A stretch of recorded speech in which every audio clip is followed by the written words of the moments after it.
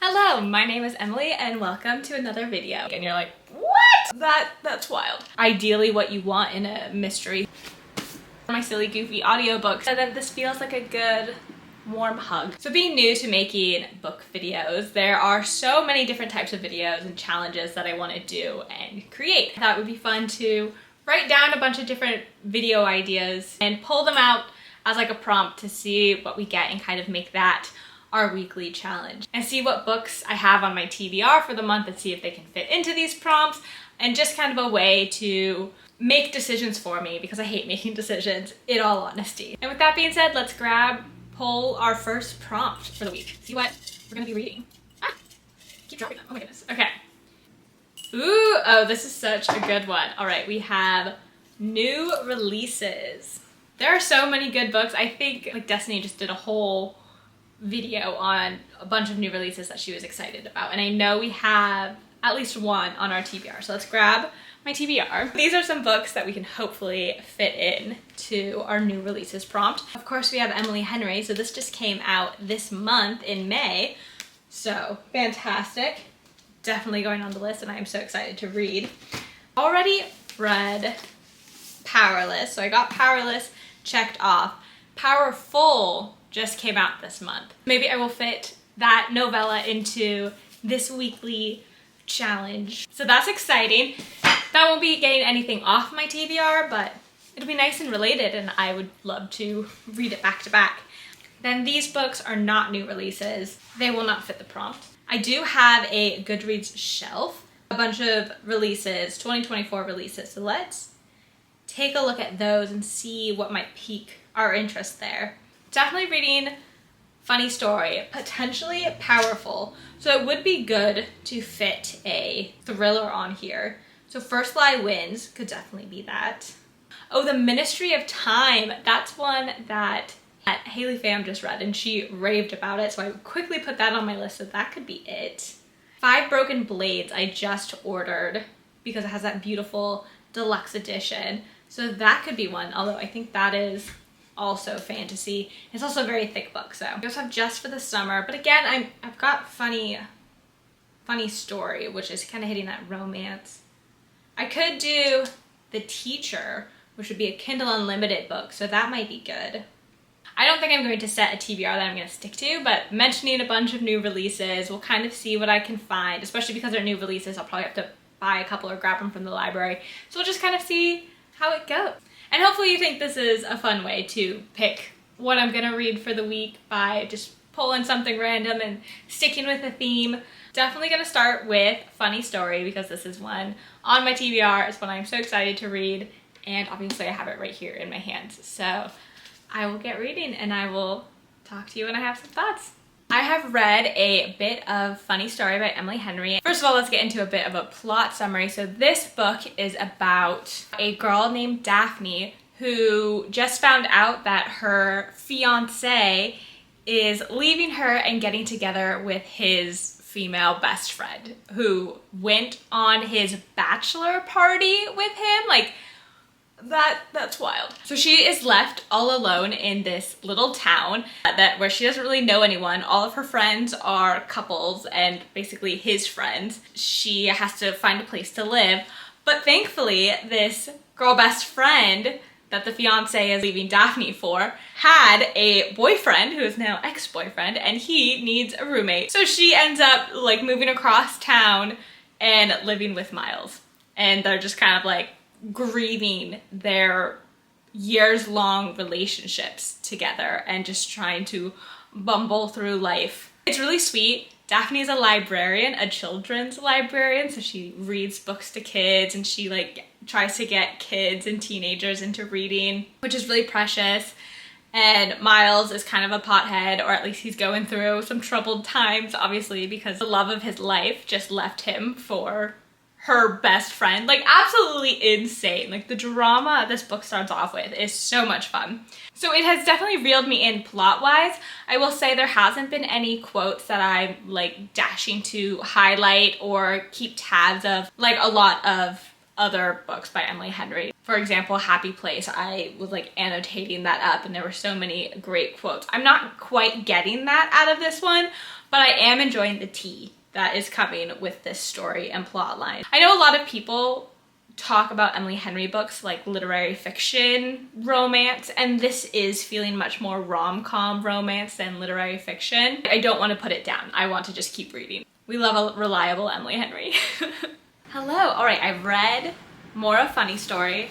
I am on page 244, chapter 23. So we've made some really good progress. I think I said in the last clip, Emily Henry will always have a captive audience of me. I haven't been wanting to put this down. It's been a really easy, quick read so far. There's been a couple quotes that I was like, oh, this is cute. If I had my stuff near me, I would maybe mark it. But I wasn't jumping up to grab like a highlighter or my notes or anything, so it has stayed unmarked as of now. We did get a little bit more of his backstory and his trauma, which, like, Miles is just so cute. I am really enjoying his character so far. Really loving Daphne. I love the librarian aspect to her character. And then we've got like 2 side characters for like the comedic relief, and they're just so cute. And I can kind of relate to Daphne in that all of her friends, like, she shares them with her boyfriend, or I guess her ex-fiance. So she's stuck in that place where none of us want to be in, where she just feels like she doesn't have any friends, and she's kind of like stuck in this place. So seeing her finally get those female friendships that she was missing for years of her life has just been really rewarding to be a part of. Not too much to say other than this feels like a good warm hug. It feels like a hug on a summer day, so it's not too serious. I've been enjoying it, and I'm excited to finish it up. For some exciting news, it is 78 degrees out right now, and it is beautiful and sunny. And I just got an email from my apartment complex that they are starting a little lending library up on like the sun deck. I have a couple of books that I've been wanting to take to my local bookstore to sell, but hey, I might as well go upstairs. They had a picture and it looked like they stocked it with some new books, so we can see what's up there and switch out a book or two, get some reading done in the sun, get some vitamin D. Sounds like a really lovely way to spend the evening, afternoon. Let's go enjoy the weather while we can.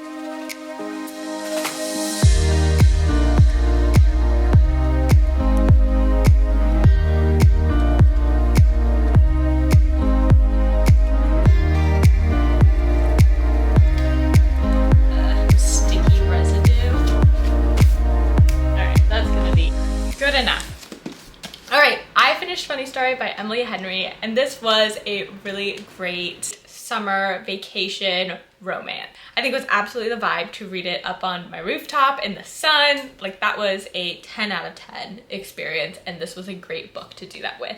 If you're going in expecting a romance, this is going to deliver. If you're going in expecting something more literary fiction, Emily Henry, you're gonna want to write all over it.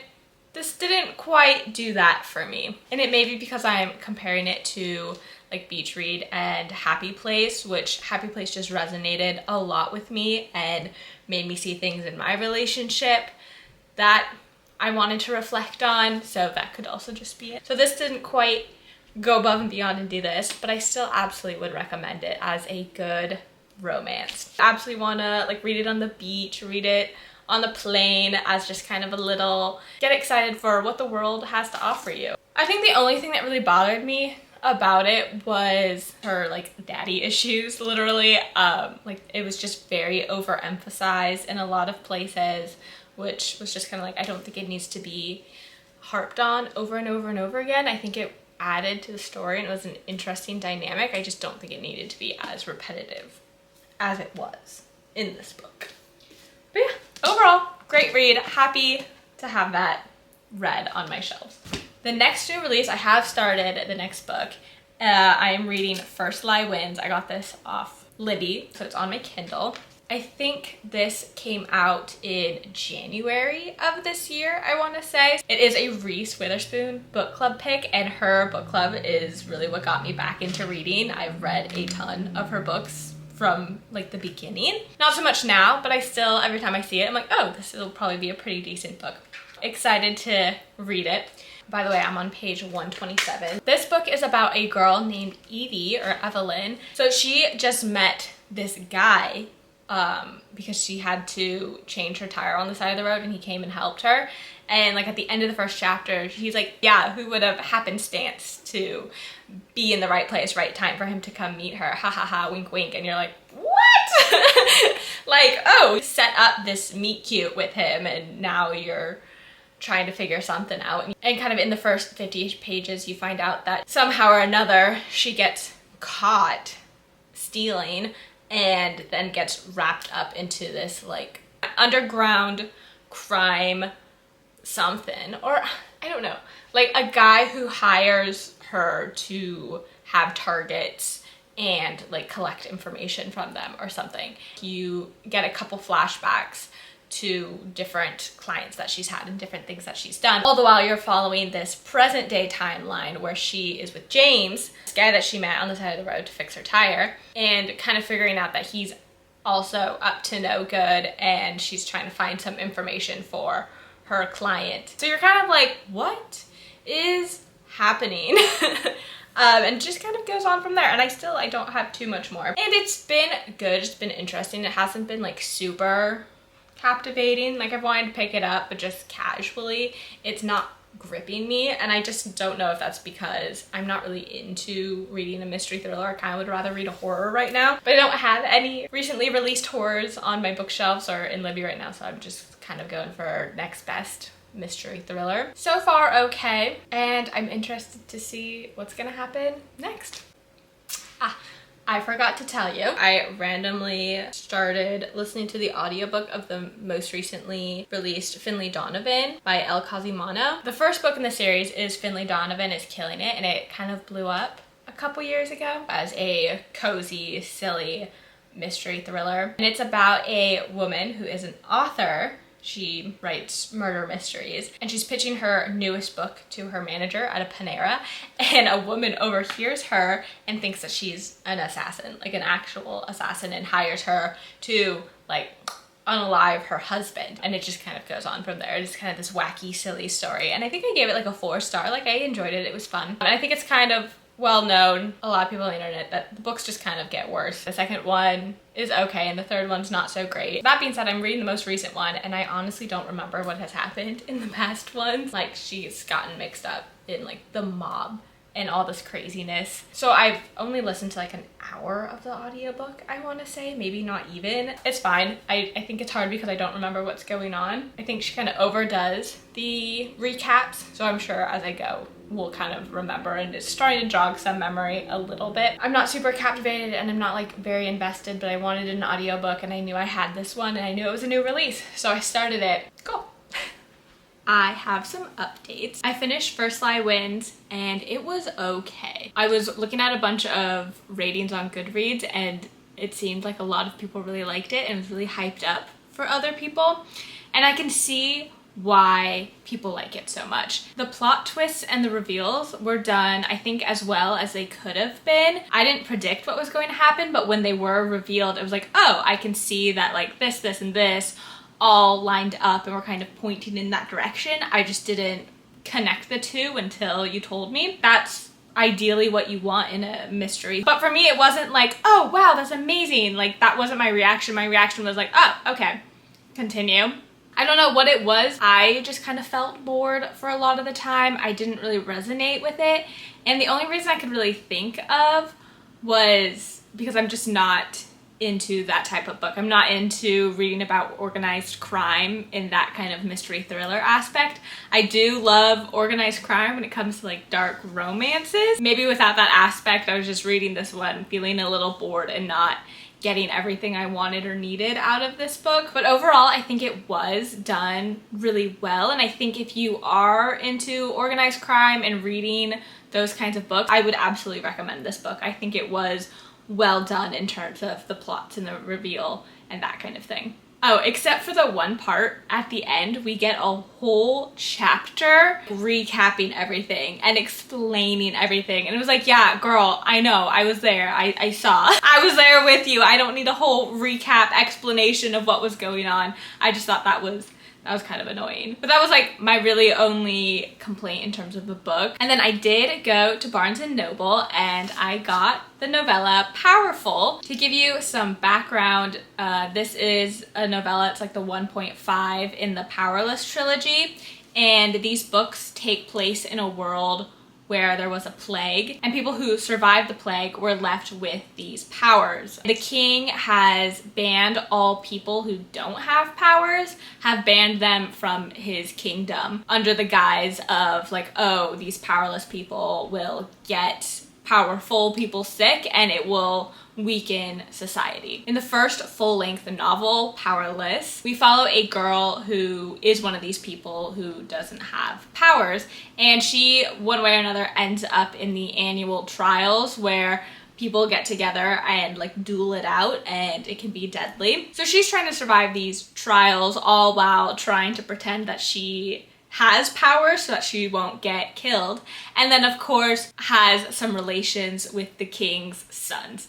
And it's kind of gets a little messy from there, and it's a good novel. Powerful is the novella that just came out that follows that main girl in Powerless, follows her best friend back in the slums while her friend is at the trials, and we're kind of seeing what Adena is doing and getting up to. And so far, I am about a third of the way through. I'm 80 pages in, and I'm really enjoying this book. I like that it's a novella. It keeps it nice and short and sweet. Things are moving pretty quickly. I really like our main male character in this one. I had some issues with the main male characters in Powerless, which if you want more, I can link that video down below.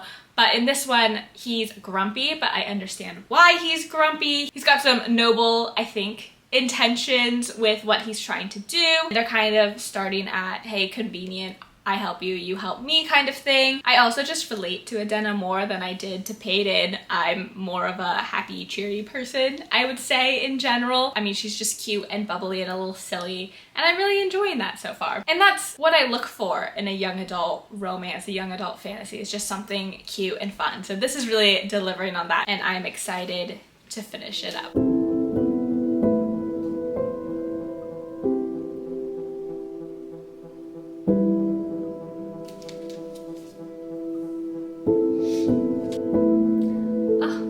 To read. If you've read Powerless, you'll know how this one ends. Okay, final thoughts on Powerful.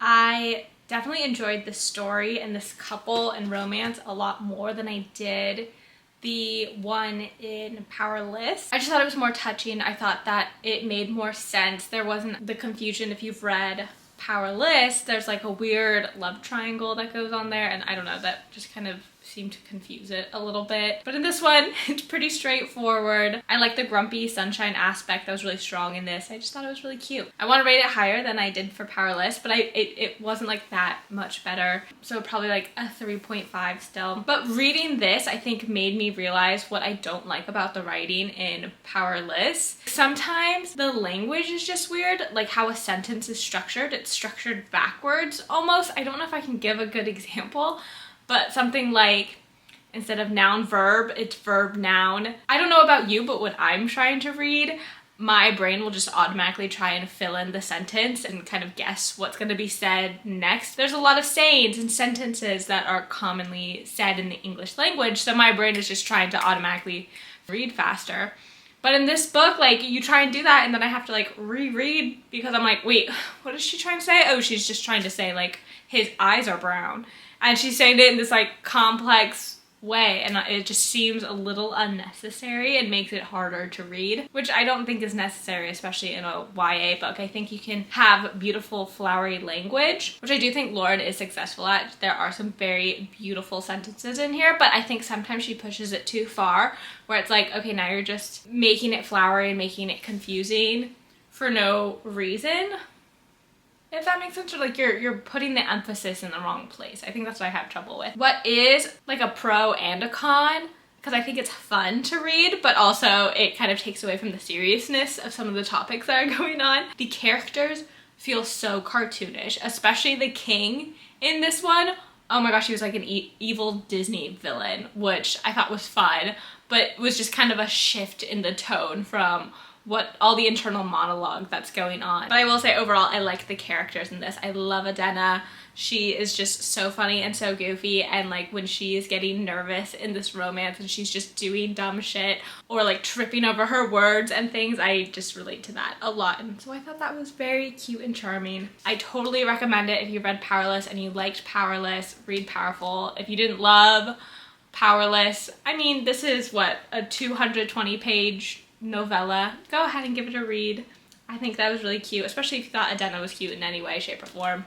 Definitely give this one a try. Because we got this whole other romance, we got extra characters, or we got new characters, so I'm excited to see if they show up in Reckless. That's coming out in July, I believe, and see how they may get twisted up into that. This definitely hasn't been my favorite series, but I will absolutely continue it. I'm sure everyone's going to be reading it, and I just can't be left out, okay? I can't. And then I did read, or I listened to, one more book throughout this week that is a new release. I read the most recent Finlay Donovan novel, which I think I explained like the premise of all the Finlay Donovan novels. I didn't really go into depth on this one specifically because they do kind of follow a path, but I think it's interesting. I'm realizing it maybe kind of ties in with None of This Is True, and that she's not directly in the like organized crime, but that organized crime is a part of it. And it's just not that interesting to me. I don't find it super compelling. In terms of rating, I think I'd probably give it a 2.53. And if you've read the other Finlay Donovan novels, I think it's very similar to the second one. It's fun. Like, I enjoy listening to it on audiobook when I'm going grocery shopping. And I think I say this a lot. I love having a silly, goofy audiobook on in the background. However, I do prefer my silly, goofy audiobooks to be very heartwarming and cute. A great example would be Vera Wang's Unsolicited Advice for Murderers. I thought that was such a goofy, silly, cozy mystery, but also like very heartfelt and lots of character development, and you get to meet so many different characters that are just very sweet, and so I think I would recommend something like that over the Finlay Donovan series. So that was a good little sprinkling of some new releases that are out there. I think I would absolutely want to do another week of new releases just because there are so many good books that have come out recently. I hope you enjoyed this video, and I will see you next time. Bye!